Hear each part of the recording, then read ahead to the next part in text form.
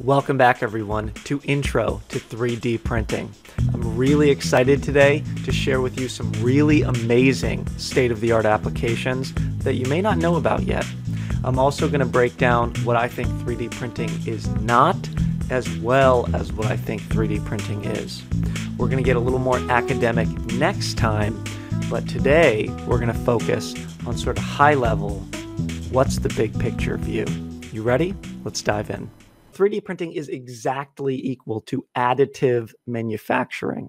So 3D printing is a type of manufacturing, one that we add material to other material as we go. When we hear about 3D printing these days, it's pretty ambiguous, right?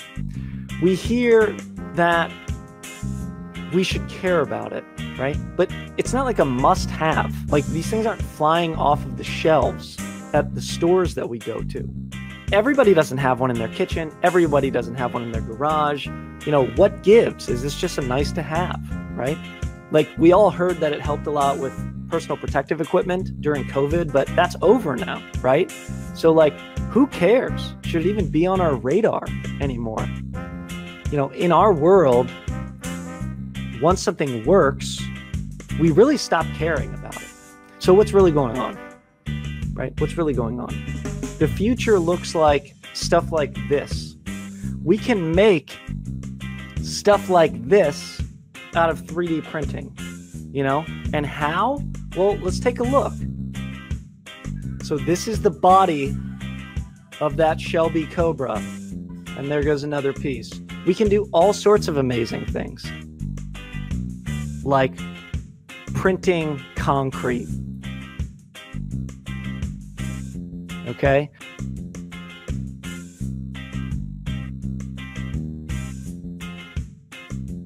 A 3-robot tag team combo. What's going on with something like this now? Well, relativity space is going on.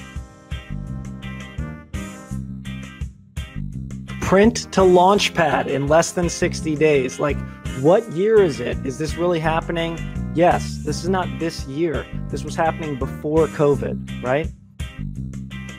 We can use lasers to make incredibly finely detailed parts on machines like this. And this kind of thing is also 3D printing. All right, and so we can do all of these incredible things now. What is, in summary, 3D printing then? Well, let's go via negativa style and talk about what it's not first.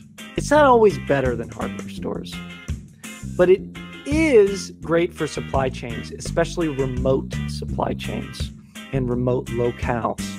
It's not always cost effective, but it is timely and it's great for those complex parts. It's not always research, but we are seeing a lot of development and production level stuff these days. And so again, no longer technology.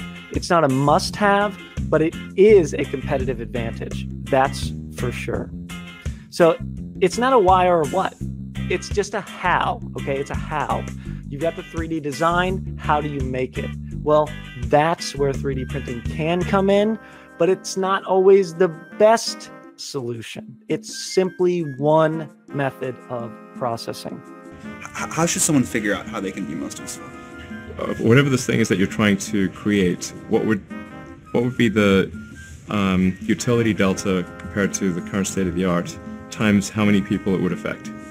So that's why I think having something that makes a big difference but affects a sort of small to moderate number of people is great, as is something that makes even a small difference but affects a vast number of people.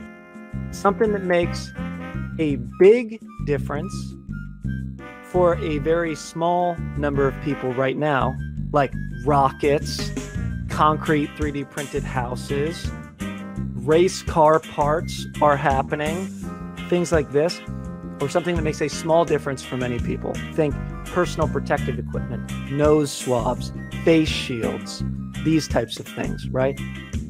So 3D printing is not just matter, it's also what matters.